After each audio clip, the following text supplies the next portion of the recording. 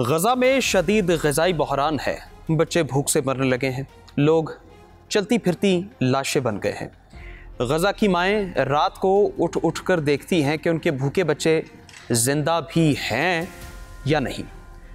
बरतानिया, जर्मनी और फ्रांस का गजा में फौरी इमदाद पहुँचाने और जंग बंदी का मुतालबा भी अब सामने आ चुका है। गजा तक इमदाद पहुँचाने की कोशिश में मिस्री शहरी खुराक बोतलों में बंद करके समंदर में फेंकने लगे हैं।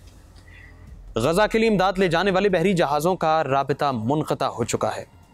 एक और कश्ती मेडलिन को रोक लिया गया है।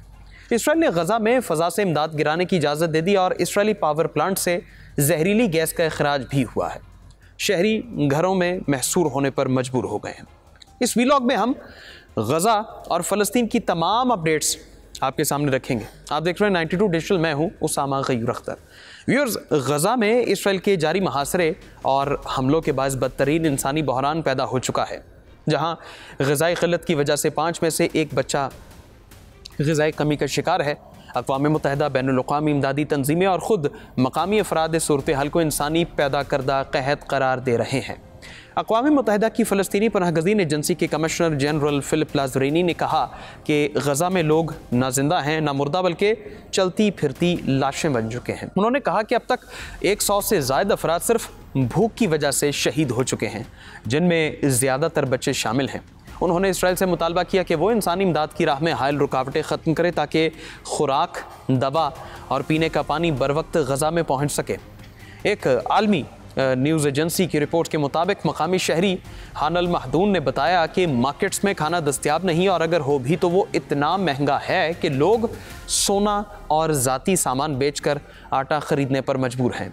एक माँ ने बताया कि उसने बच्चों को कचरे के ढेर से खाने के टुकड़े तलाश करते देखा है, जबकि एक इमदादी कारकुन तहानी शहादा ने कहा कि खाना पकाना और नहाना भी अब एक पुरतायुश काम बन चुका है। WHO इस बारे कहते हैं कि गजा में भूख की ऐसी सूरत हाल पहले कभी नहीं देखी और ये इंसानों की बनाई हुई सूरत हाल है, जिसे इंसानी कहत कह सकते हैं। देरुल बला से हामिला खातून विलाउल फती ने एक आलमी न्यूज़ इदारे को बताया कि वो दुआ कर रही हैं कि उनका बच्चा इन हालात में दुनिया में ना आए, क्योंकि ये हालात नाकाबिल तस्वुर आफत से कम नहीं। गजा में इमदादी मराकज़ के करीब इसराइली हमलों में सिर्फ गुज़श्ता 2 माह में 1000 से ज़ायद फ़लस्तीनी शहीद हुए हैं। इमदाद के लिए जाने वाले आम शहरियों को गोलियों का निशाना बनाया जा रहा है, जिसकी वजह से बहुत से लोग खौफ के मारे इमदादी मराकज़ तक जाने से भी कासिर हैं। बरतानवी फलाही इदारे से वाबस्ता एक डॉक्टर ने इस बारे बताया कि गजा कहत के करीब नहीं बल्कि कहत ज़दा हो चुका है। व्यूअर्स, गजा की बदनसीब माएँ रात भर जाग कर बस ये देखती रहती हैं। इंसानी अलमिया देखिए कि उनके ग़िज़ाई क़िल्लत के शिकार बच्चे सांस भी ले रहे हैं या नहीं। अमरीकी नशरियाती इदारे CNN के नुमाइंदों ने गजा में इन बेचैन और मुज़तरब माओं से मुलाकातें की, जिनके जिगर गोशे भूख से मौत की दहलीज पर पहुँच गए हैं। 7 अक्टूबर 2023 से इसराइल के गजा पर जारी मुसलसल बमबारी और मुहासरे के बायस लाखों फ़लस्तीनी मोहलिक फ़ाक़ा कशी का सामना कर रहे हैं। बच्चे कसीर तादाद में ग़िज़ाई क़िल्लत के बायस इस जहान फ़ानी से कूच कर रहे हैं। ऐसे बच्चों की तादाद 300 से ज़ायद है, जबकि 9 लाख बच्चे खुराक की कमी का शिकार हैं। अमरीकी नशरियाती इदारे के नुमाइंदों को एक माँ ने बताया कि अस्पताल के सिर्फ इस कमरे में 4 बच्चे ग़िज़ाई क़िल्लत से मर चुके हैं। गमज़दा माँ ने खौफ के आलम में कपकपाते हुए कहा कि मुझे डर है कि मेरी बेटी 5वीं होगी, जिसका वज़न दायमी इसहाल के बायस सिर्फ 3 किलोग्राम रह गया है। बेकसूर लाचार माँ ने बताया कि मैं खुद कमज़ोर हूँ और अपनी नन्ही परी को दूध पिलाने से कासिर हूँ। रात में 4 या 5 बार उठकर देखती हूँ बेटी की सांसें चल रही हैं या वो मुझे घुट घुट कर मरने के लिए छोड़ गई है। गजा की कई माओं ने CNN को बताया कि उन्हें अपने बच्चों को दूध पिलाने के लिए काफ़ी दूध नहीं मिल रहा, फार्मूला दूध दस्तियाब नहीं, लोग चाय या पानी पर गुजारा कर रहे हैं। इसी तरह एक और माँ हदायल मुतवाक़्त ने अपने 3 साला बेटे मोहम्मद को गजा शहर के अल-अहली अल-अरबी अस्पताल के करीब एक खैमे के अंदर पाला, जिसका वज़न अब सिर्फ 6 किलोग्राम है, जो चंद माह कबल 9 किलोग्राम था। जबर की मारी माँ ने रोते हुए बताया कि उसका 3 साला बेटा अपने पैरों पर खड़ा नहीं हो सकता।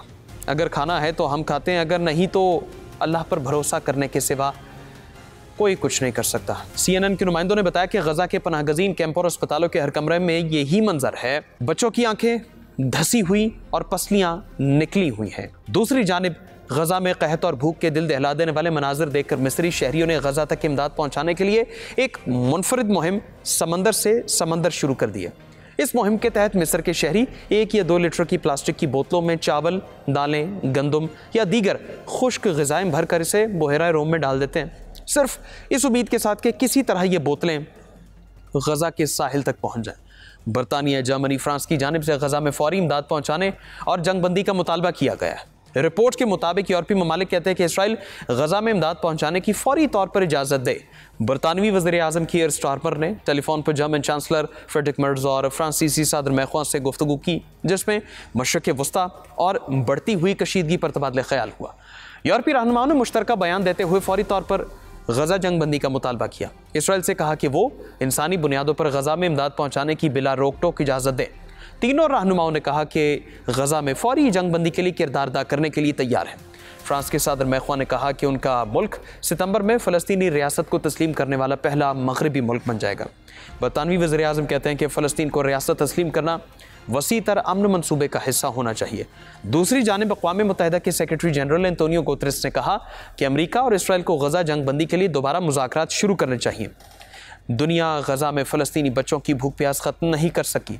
गुतेरेस ने एमनेस्टी इंटरनेशनल ग्लोबल असेंबली से खिताब में कहा कि गजा में फाकों के खिलाफ फौरी एक्शन की ज़रूरत है। गजा में तकरीबन 1/3 लोगों को कई दिनों से खाना नहीं मिला।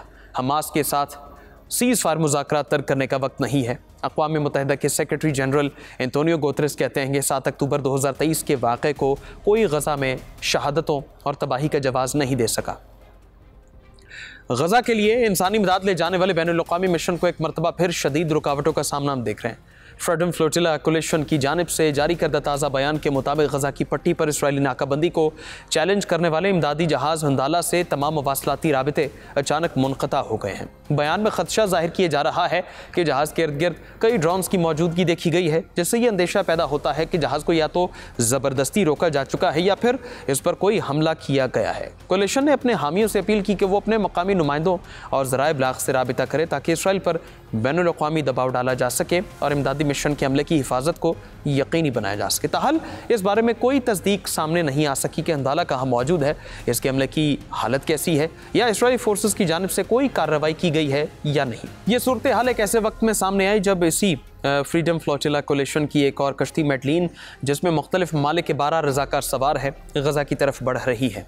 इन रज़ाकारों में स्वीडन की मारूफ माहौलियाती कारकुन ग्रीटा थम्बर्ग और यूरोपीय पार्लियामेंट के रुकन रीमा हसन भी शामिल हैं। कश्ती 6 जून को इतालवी जजीरे सिसिली से रवाना हुई और उस वक्त मिस्र के साहिल के करीब मौजूद है। कश्ती में अलामती इमदादी सामान जैसे चावल, बच्चों का दूध मौजूद है। फ्रीडम फ्लोटिला के मुताबिक ये सामान महसूर फ़लस्तीनियों की मदद के लिए है और मिशन का मकसद इसराइली महासरे की खिलाफ वर्जी करते हुए इंसानी हमदर्दी का पैगाम देना है। दूसरी जानिब इसराइली वज़ीर दिफा योव गैलेंट ने वाज़ेह तौर पर ऐलान किया कि उन्होंने फ़ौज को हुक्म दिया है कि मैडलीन को हर सूरत गजा जाने से रोका जाए। उनके अल्फाज हैं, ग्रीटा थम्बर्ग और उसके साथी हमास के हामी है और उन्हें गजा तक नहीं पहुँचने दिया जाएगा। इसराइली मीडिया दावा करती है कि इसराइली नेवी जल्द इस कश्ती को रोक कर इसे इसराइल के शहर असदूद की बंदरगाह पर ले जाएगी, जहां से कश्ती के अमले को मुल्क बदर कर दिया जाएगा। व्यूअर्स, आपको ये बताएं कि माजी में भी इसराइल की जानिब से फ्रीडम फ्लोटिला के मिशन को ताकत के जरिए रोका गया है। ये कोई पहला वाक़या नहीं है। 2010 में ऐसा ही एक मिशन जिसमें तुर्क बहरी जहाज़ मावी मरमरा शामिल था, बैनुल-अक़वामी पानियों में इसराइली कमांडोज ने हमले का निशाना बनाया, जिसमें 10 अफराद जाँ बहक हुए थे। फ्रीडम फ्लोटिला कोलिशन, जो दुनिया भर की मुख्तलिफ तंजीमों पर मुश्तमिल है, मुसलसल ये मुतालबा करती आई है कि गजा पर आयद गैर कानूनी नाकाबंदी को फौरी तौर पर ख़त्म किया जाए ताकि फ़लस्तीनी अवाम तक बुनियादी इंसानी ज़रूरियात की रसाई मुमकिन बनाई जा सके। आलमी दबाव बढ़ने पर इसराइल ने दीगर ममालिक को पैराशूट के जरिए गजा में इमदाद गिराने की इजाज़त दी है। मीडिया रिपोर्ट्स के मुताबिक इसराइल ने कहा है आज ममालिक गजा में इमदाद हवाई जहाज़ों के जरिए गिरा सकते हैं। IADF के एक सीनियर एहलकार ने स्काई न्यूज़ को बताया कि आज से इसराइल दूसरे ममालिक को गजा में पैराशूट से इमदाद की इजाज़त देगा। अमेरिकी सदर डोनाल्ड ट्रंप ने व्हाइट हाउस में मीडिया से गुफ्तगू में कहा कि उन्होंने इसराइली वज़ीर आज़म से फ़ोन पर गजा में फ़ज़ाई इमदाद के इम्कान के बारे बात की है, लेकिन उन्होंने तफसीलात पेश नहीं की। IDF के एक सीनियर एहलकार ने महसूर एनक्लेव में फ़लस्तीनियों के इंसानी इमदाद हासिल करने पर कहा कि हम मज़ीद कुछ करने जा रहे हैं। ये फ़ोन कॉल इसराइली मीडिया की उन रिपोर्ट्स के बाद हुई है कि इसराइल बहुत जल्द गजा पर इंसानी इमदाद के बड़े पैमाने पर मौसर तरीक़े को दोबारा शुरू करने की इजाज़त दे सकता है। वर्ल्ड फूड प्रोग्राम ने गजा के लिए खुराक की इमदाद में इजाफे पर जोर दिया क्योंकि एनक्लेव में भूखा बहरान मायूसी की नई और हैरान कुन सतह तक पहुँच गया है। WFP ने लिखा, गजा में तकरीबन हर 3 में से एक शख्स कई दिनों तक कुछ नहीं खा रहा। तंजीम ने मजीद कहा, 90,000 खवातीन और बच्चों को ग़िज़ाई क़िल्लत के फौरी इलाज की ज़रूरत है। अब खोने का वक्त नहीं है। भूख को मिटाने के लिए खुराक की इमदाद को रास्ते पर लाना होगा। गजा में इसराइली मुहासरे के बाद से इज्तिमाई क़हत पर 100 से ज़ायद NGOs ने अलर्ट जारी करते हुए आलमी बरादरी से मदद की अपील की है। इंसानी हुकूक तंजीमों का कहना है फौरी और मुस्तकिल जंगबंदी की जाए और इमदाद पर पाबंदियाँ हटाई जाएँ।